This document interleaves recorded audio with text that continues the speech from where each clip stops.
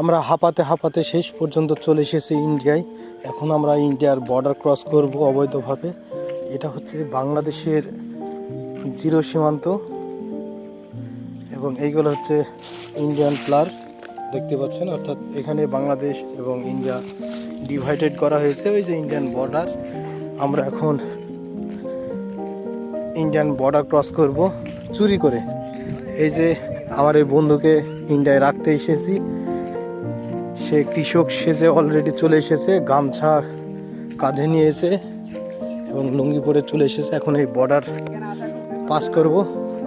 তবে এখানে আসা খুবই রিস্কি, কারণ যখন বিডিআর থাকবে না তখন আমাদের সীমান্ত অতিক্রম করতে হবে।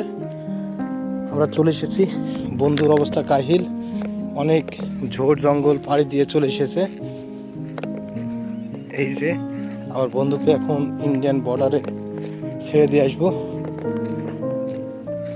আচ্ছা, কোন সাইড দিকে ইন্ডিয়ার মধ্যে ঢুকলে হচ্ছে সেফ হবে? ওই পুলের মধ্যে যেতে হবে নাকি? ওই যে পুলের নিচ দিয়ে? হ্যাঁ হ্যাঁ, তো আমরা এখন ইন্ডিয়ার মধ্যে প্রবেশ করবো।